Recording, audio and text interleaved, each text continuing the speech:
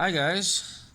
I just talked to my nephew Nathan back in Chicago, and I was asking him how doing this Easter day. He said, "Uncle, doing good. I'm just enjoying life." He's a laid back kid. He told me that I'm just learning school. No, it's kind of boring, and I'm learning school from home, no, from home via online. I said, "How do you like it?"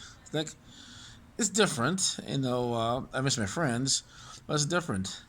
Now, after this pandemic happens, after this pandemic ends, there'll be a lot of changes down the road, including school.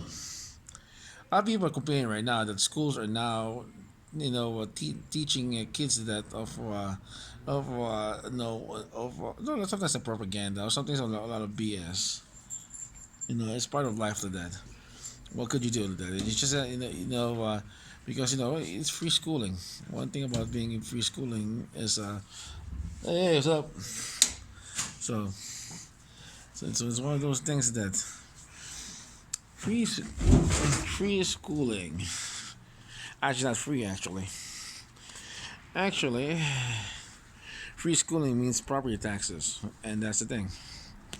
Like the view, property taxes are one of the most important things that they discussed right now, because people can't afford their homes anymore, and that's the thing. And here's the thing: if homeschooling does really become popular, what does it entail? I know you don't have to pay for a brick and mortar school anymore. The teacher can be now be they can monitor what the teacher teaches you online. And imagine this: if you're a parent, you can choose which in the school will give more control to you. It's like okay, I want my kid to learn this and this and this. It's a virtual menu. How do you like that?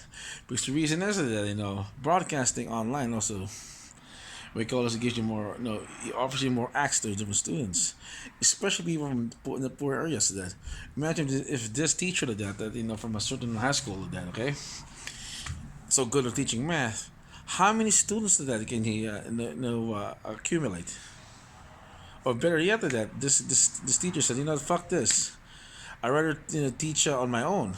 We start up a company with different teachers to that, and have this company so that we call this teach online, and so without administration of that watching over you, and we call it virtual freedom. Imagine that, virtual freedom for your kids, and we call this and also you didn't have no case of bullying. You can keep an eye on your kid, be erased around you, and you can steal your virtues and values into them without somebody telling them what to do. Okay, imagine that. The thing is, here's the side of works that they got to test these kids. Okay, if they we call this the only thing is just thing. Okay, if you're a kid that they're only responsible once you get out of high school of that education is virtually done. Imagine if you all this virtual learning, but age 14 your kid is done from high school already. Imagine that. And here's the thing like that, breaks down, we create more individuals because you're not loyal to your school anymore. Like me, I'm loyal to my school, okay? I came from my high school, I still remember I came from a group. If you learn by yourself, you learn being an individual. Imagine the possibilities of that. That's why this pandemic is also, the curse is also a blessing. Imagine that. Down the road of that, we call this people being more appreciative. People might actually go out and go to retail stores because why? They want to see people that they want to talk to people. Imagine when I talk to before that you scream at the teller to bang. Now you're just happy to see a human being.